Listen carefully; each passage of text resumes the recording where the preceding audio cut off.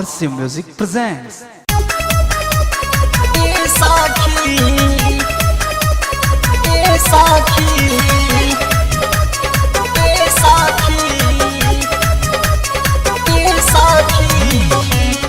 Music by Shankar Singh।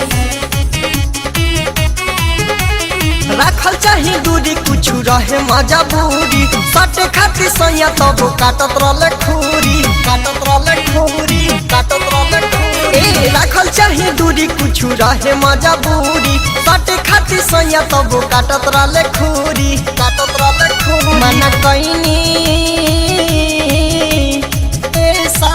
मना कहीं उनकर घरवा में घुसल त पिया बारे रूसल ए सखी काल्हे नागा बावे उठावा के चूसल त पिया बारे रूसल ए सखी रखल चाही दूरी कुछ रहे मजबूरी सटे खातिर सैया तब काटत रहले खूरी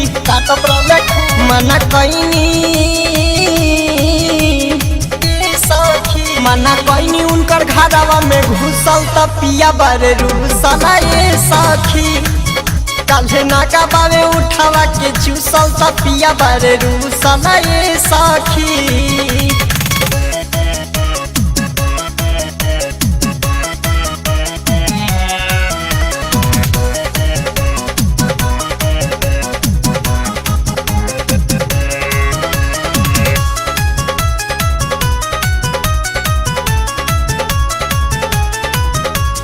गोर घाहरत रहे मन रहे भारी बुझल न बात तब पियाया नारी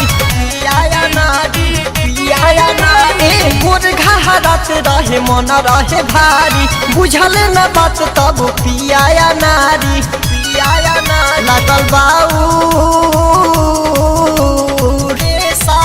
लागल बाउर उनकर हमर त घुसल त पिया बारे रूसल ए सखी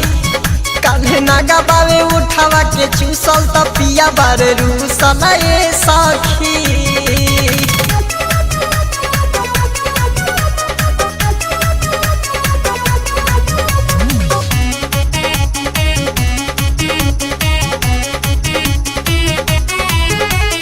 कहानी की घटे वाला चीज नहीं हवे बाद में रोटी सेक ली ह गरम रही तवे कहानी की घटे वाला चीज नहीं हवे बाद में रोटी सेक ली ह गरम रही तवे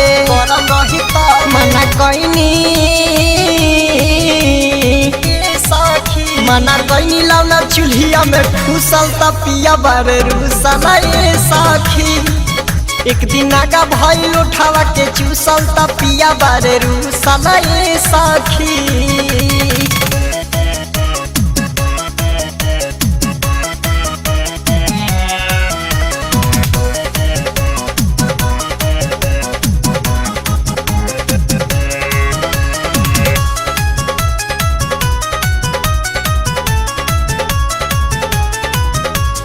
पियाऊ पवन के न चलल बरियारी खिस में नु दे देनी उनका के गाड़ी पिया अभिषेक के न चलल बरियारी खिसिए नु दे देनी उनका के गाड़ी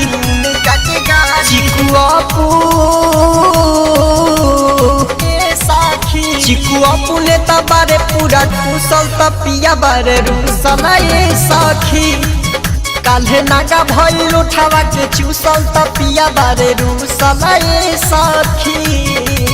रखल चाही दूरी कुछ रहे मजबूरी सटे खातिर सैया तब काटत रहले खूरी मना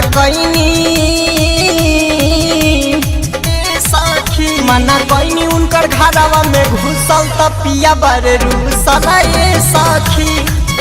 काल्हे नागा बावे उठावा के चूसल त पिया बारे रूसल ए सखी।